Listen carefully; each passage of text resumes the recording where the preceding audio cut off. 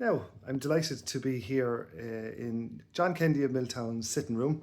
We've Storm Ashley banging outside, John, but we're nice and cosy inside here. And it's the day after the club's most recent county final. And I wanted to start by talking to you this evening, well, about the 1951 county final, which I know that you were at.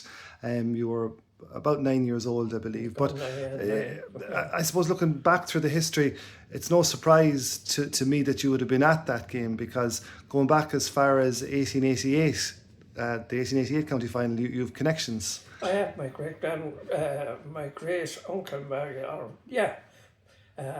brother of my grandfather's, Will, played in that county final. And then again, my father played in the county final against Boherlahan in 28, wasn't it? 1928, yeah. And that county final then, I had my Uncle Jimmy playing for Holy Cross, and my second cousin Jim Hennessy playing for Clonalty, his first cousin.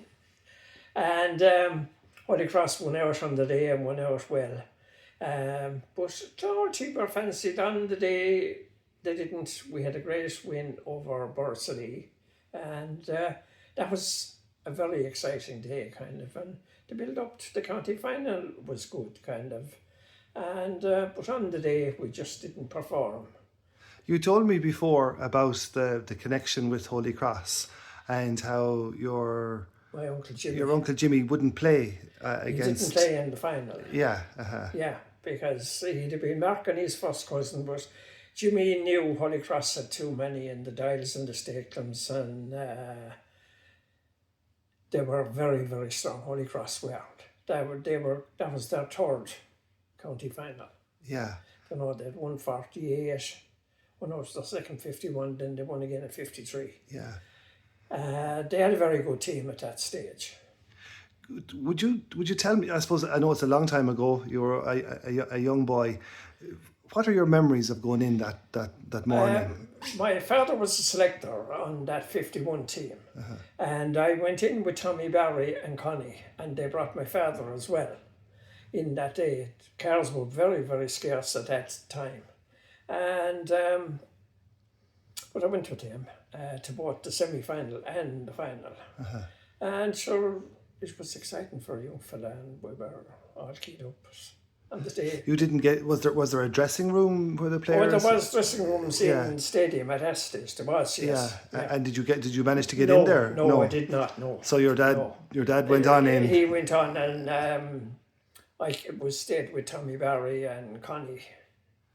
And then we met up with the father after, and came back home. There was no celebrations. I was brought back home, and the team came back to the village, and they were at Tony Brennan's, but there was no meals, no nothing that time. You just came home. That was it. Yeah. And obviously it just wasn't our day, to say the least. It wasn't our day. No. Do you have any sense of what it was like to be? Were you in the stand at the time? We were in the stand. Yeah. They said there was a small stand. It was very small. Like a galvanized shed. That's it. Yeah. Something. I can't really remember now. Yeah. But we were, and the dressing rooms were underneath. Yeah, and were you familiar with and aware of some of the players for both sides probably, but Clonalty, let's say. Because from my neighbours we had Pete Quirk and John Quirk and Jim Hennessy and Tomas Hennessy, all from here, you could say Milltown, Ballycamas, all neighbours of mine. Yes. So I would have known all them, do you know what I mean? So that's, I suppose, made it more exciting, kind of, that I would have known the lads. Yeah. And were any of those players even at that stage? Because like you were brought up in a hurling household, really. It was what you talked about around the kitchen table. Yeah. Were any of those players people who you really looked up to outside of your immediate neighbours? Well, I suppose my immediate neighbours, you see, Jim Hennessy being a cousin and was always in and out, and father were up at it, do you know what I mean?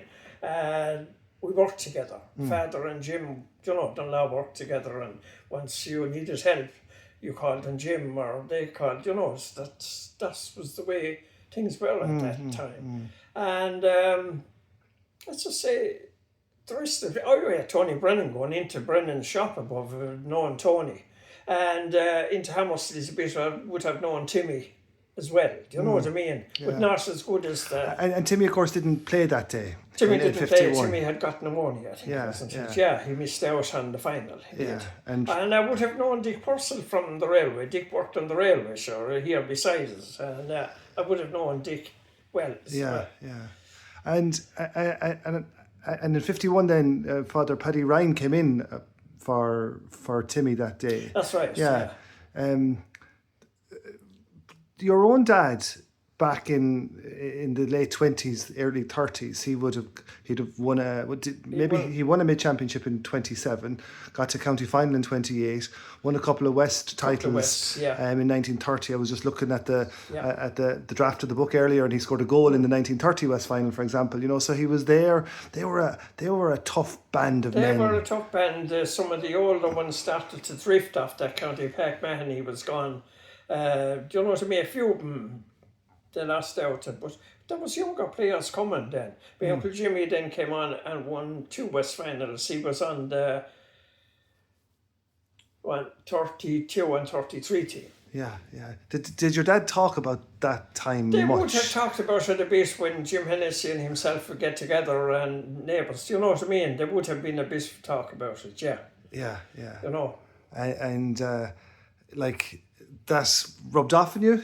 Of course it did, yeah. Because sure, I started playing with the club then. So I was only 11 years of age, kind of. I was a sub the first year on the under 15 team and played a small bit. And we had a good team, pretty good team then in when I was 13.